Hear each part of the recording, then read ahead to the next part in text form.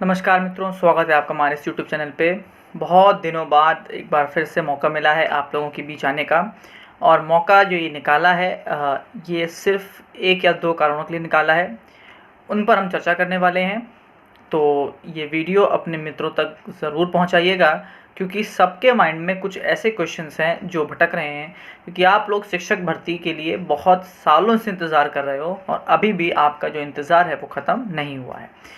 तो बात ये है कि जो आप और आपकी भर्ती है वो इस वक्त दो चीज़ों के बीच में झूल रही है।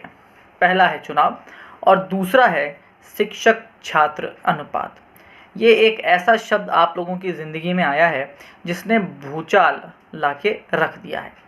और ये सिर्फ आपकी ज़िंदगी के लिए भूचाल नहीं लेके आया है, ये हम लोगों की ज़िंदगी के लिए भी भूचाल लेके आया है। अगर आप बेसिक की खबरों को ध्यान से फोकस करके सुनते हैं तो एक नई खबर बीच में आई है, वो है शिक्षकों का समायोजन। अब हालांकि इस शिक्षकों के समायोजन से आपको कोई फ़र्क नहीं पड़ता, क्योंकि अभी आप इस चीज़ में है नहीं। तो आपको तो वर मरे या कन्या, आपको तो अपनी दक्षिणा से मतलब है, अर्थात आपका इससे कोई मतलब नहीं है। बट फिर भी ये बात आपको समझनी बहुत ज़रूरी है कि इस शिक्षक छात्र अनुपात से जब शिक्षकों पे इतना इफ़ेक्ट पड़ रहा है तो फिर आप पर भी इसीलिए ये इफ़ेक्ट पड़ रहा है।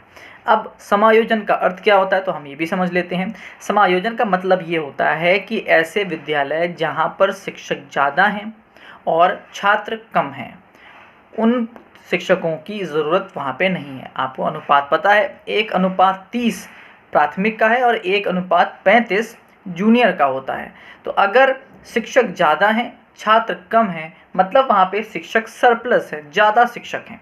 पर कुछ ऐसे विद्यालय भी हैं जहाँ पर छात्र संख्या अच्छी खासी है, लेकिन जो शिक्षक हैं वो वहाँ पे नहीं पहुँच पा रहे हैं, जिसकी वजह से सरकार समायोजन करती है, जिसमें वो ज़्यादा शिक्षक उन कम शिक्षक वाले विद्यालयों में भेजकर एक बैलेंस बनाया जाता है। अब ये सुनने पर जो कोई थर्ड पर्सन होगा उसके लिए तो बड़ा अच्छा लगेगा। आई थिंक आपने जब सुना है तो आपको भी अच्छा लगेगा कि हाँ भाई, ये व्यवस्था तो होनी चाहिए, जहाँ पर शिक्षक नहीं है वहाँ पर शिक्षक होने चाहिए। बिल्कुल सत्य बात है, लेकिन आप अभी सिर्फ उस तरफ थर्ड पर्सन होके सोच रहे हैं। कभी आप तो सेकेंड पर्सन बन के देखेंगे तो आपको समायोजन की प्रक्रिया उतनी अच्छी नहीं लगेगी। उसके पीछे कारण होते हैं। जैसे आप एक विद्यालय में जब आपको पोस्टिंग मिलती है तो वहाँ पर सेटलमेंट करना आसान नहीं होता, स्टाफ में सामंजस्य बनाना आसान नहीं होता। आपका घर कहाँ है, आप कहाँ पर पोस्ट हुए हैं, आपने क्या मकान लेके रखा है, या अगर आप अपने घर से अप डाउन करते हैं तो एक व्यवस्था बनी होती है।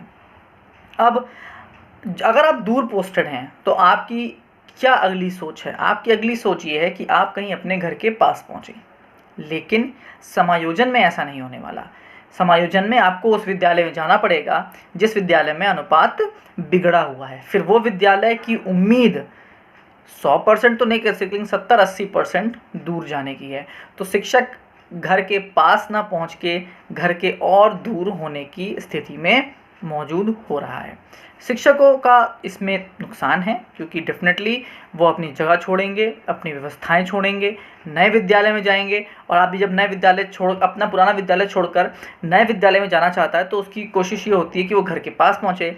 लेकिन इस व्यवस्था से शिक्षकों को अपने और घर के दूर जाना पड़ सकता है, जो कि बड़ा ही एक कष्टदायी होगा और बहुत सोचनीय है। हम सब लोगों के लिए एक विचार वाली करने वाली बात है और बहुत परेशान भी है इस चीज़ के लिए कि अभी तो आधा 50 किलोमीटर ही जाते हैं, पता नहीं कौन से विद्यालय में समायोजन हो सकेगा, अपने ही ज़िले में होने के बावजूद भी किराए पर मकान लेना पड़े।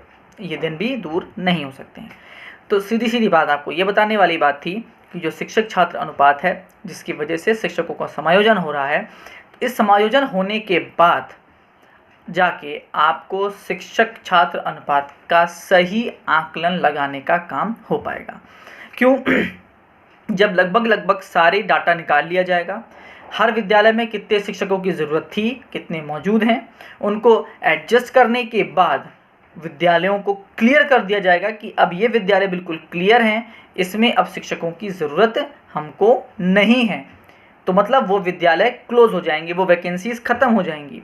फिर उन विद्यालयों की बारी आएगी जो अभी बाकी हैं, भरने के बाद भी बाकी हैं, उन पर चर्चा होगी।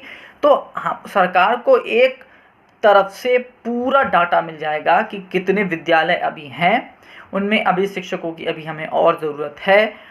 तब जाके शिक्षक छात्र अनुपात पूरे ज़िले का, पूरे प्रदेश का एक निकल के आएगा। ये व्यवस्था है तो अच्छी, शिक्षकों के लिए भी अच्छी है, भर्तियों के लिए भी अच्छी, सभी के लिए एक ट्रांसपेरेंसी है, सबको आइडिया लग जाएगा कि एक्चुअल पोजीशन क्या है, सिचुएशन क्या है। लेकिन अगर आप हमारी जगह पे खड़े होंगे तो ये व्यवस्था आपको पचेगी नहीं, क्योंकि घर पास जाने का प्रयास था, अब घर दूर जाने की स्थिति बन रही है।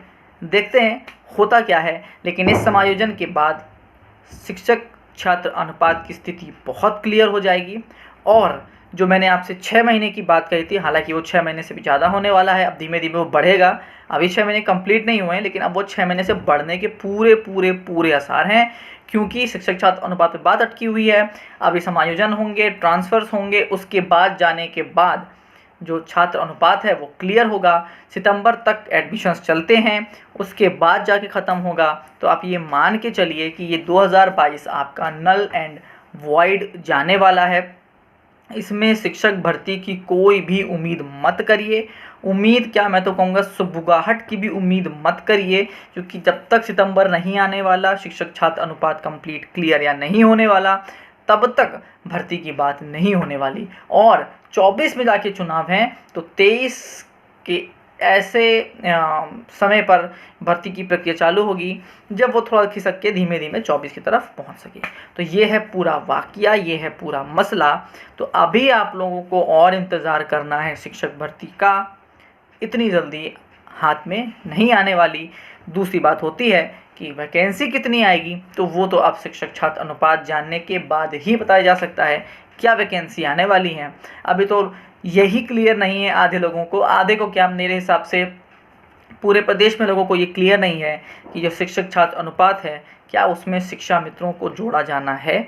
क्योंकि सरकार ने जब डाटा पेश किया था तो उसमें उन्होंने शिक्षा मित्रों को जोड़ा था, तो क्या समायोजन के वक्त भी ऐसा सरकार करेगी? क्या शिक्षा मित्रों को भी वो जोड़ेगी? अगर नहीं जोड़ती है तो व्यवस्थाएं डिफरेंट होंगी, और उनको भी जोड़ती हैं तो व्यवस्थाएं बहुत डिफरेंट होने वाली हैं। और वाकई में एक सच्चाई है कि शिक्षा मित्रों को शिक्षक मान के अगर उन्होंने जोड़ा तो वैकेंसी आपकी बहुत अधर में जाने वाली है। जो भी होगी अपडेट, उसके लिए हम देखते रहेंगे, क्योंकि दिन पर दिन सरकार नई नई चीज़ें लाती रहती है। कल की बात वाकई पुरानी हो जाती है, क्योंकि अगले दिन उठो तो नया आदेश या नई स्थिति सामने आ जाती है। तो कोई भी अपडेट अगर आपकी भर्ती से रिलेटेड होगा, कोई भी ऐसी चीज़ जो आपको जाननी ज़रूरी होगी, तो आपको सिर्फ इस चैनल से मिलेगी। तो चैनल को फटाफट लाइक शेयर सब्सक्राइब कर लीजिए और बेल आइकन ज़रूर दबाइए, ताकि सबसे पहले न्यूज़ आप तक पहुँचे। Thank you and have a nice day.